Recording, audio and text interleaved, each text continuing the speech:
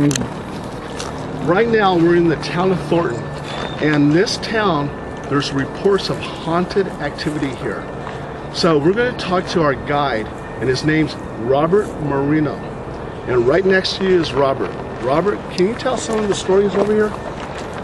Sure. Yeah, we're a little tiny quiet community in Thornton, California, in between Stockton and Sacramento. And through the years, we've seen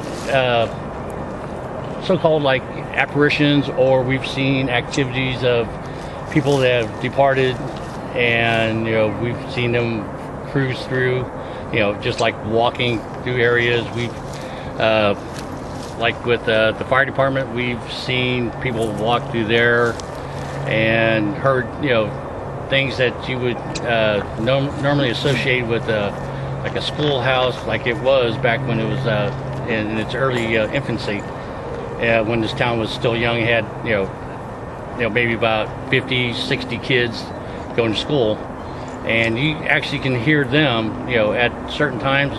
There's nobody around except for when the people were at the fire station, waiting for things to happen. And people were always trying to figure out where all these noises coming from.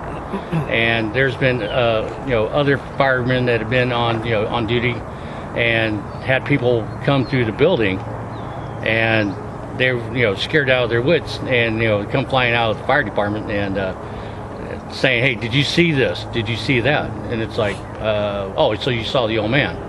They go, "Well, yeah. How'd you know?" "Well, we've seen him before." And stuff like that. This area here, I don't know, it's maybe about a mile square area. This whole area used to be a migrant camp back in its infancy. So people have lived in this area in basically poverty, as you'll see later. Because I'll show you some of the buildings that people used to live in. And the center of the whole complex, they used to have like a shower or water needs. They would go there, fill their buckets or whatever for water. So there's been a lot of people that have lived here, and you just don't know exactly what has happened. So there could be other things out here that have happened that we still don't know what's happened. When was Thornton established? I think I'd have to look on history on that, but I'm not for certain exactly. Okay. And you identified, you talked about a ghost who looks like an old man. Has anybody identified who that old man is? Oh yeah, exactly. I mean, it was it's old man Bruno Mori, and his son used to be the fire chief at the fire department, and he's distinctly, if you've seen the man before, exactly who he is.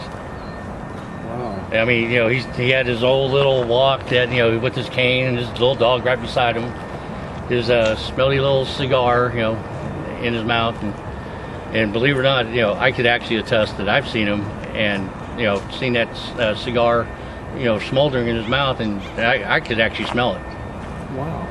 So some of these things that things like that you just don't put off. It's like, no, I saw this. Well, and he's the main ghost. Yes. Okay. Now, do you have any other ghosts that are significant? I've had instances. Well, actually, our whole family has that.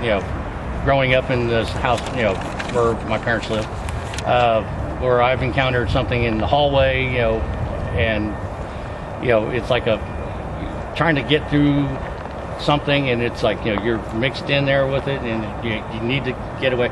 I was late for work one day, and we encountered each other, and I told, "Hey, look, we'll talk about this later. I got to go. I'm late for work."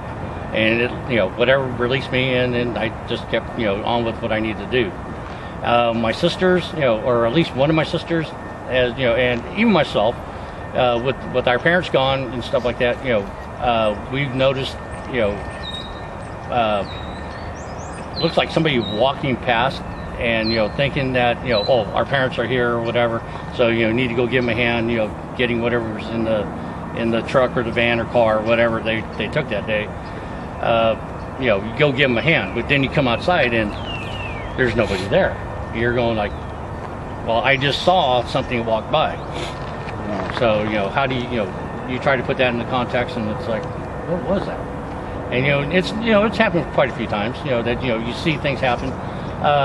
Stuff that, you think got misplaced, and it was, right there the day before, and all of a sudden it's, missing for a few weeks, and all of a sudden it shows back up. Stuff like that.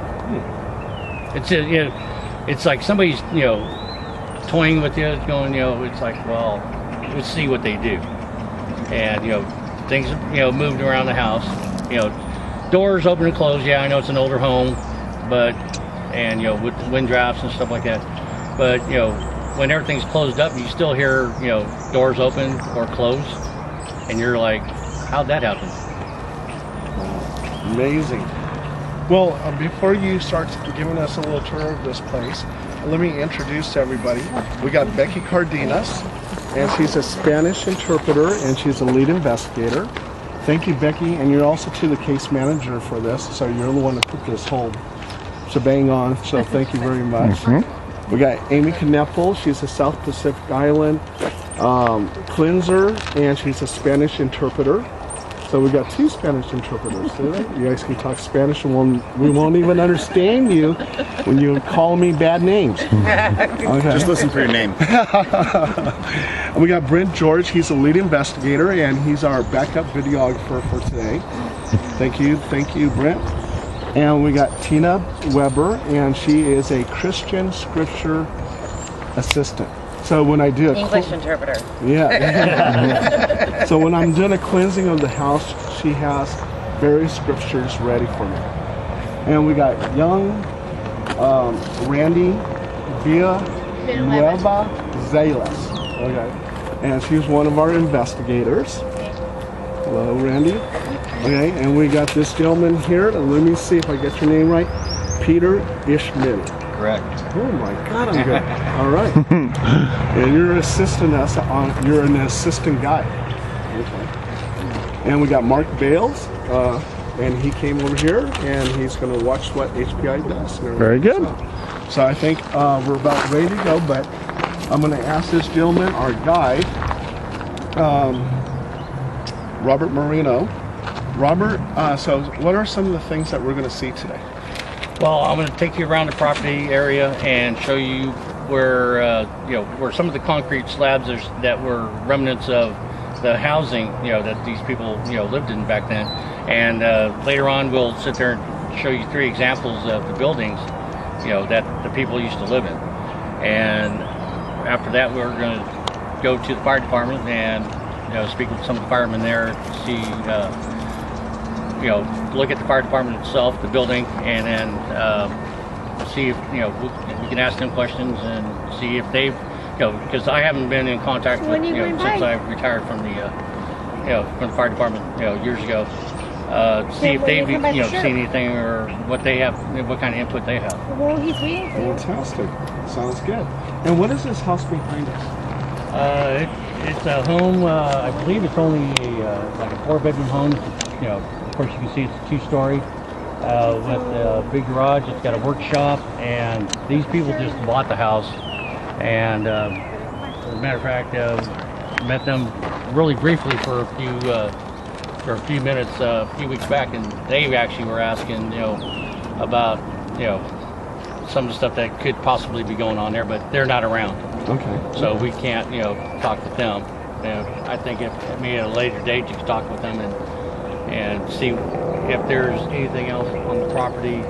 Because like I said, this used to be an open field with, the concrete slabs around it also, and I'll be able to show you those, just from the street, where they were lined up. Okay.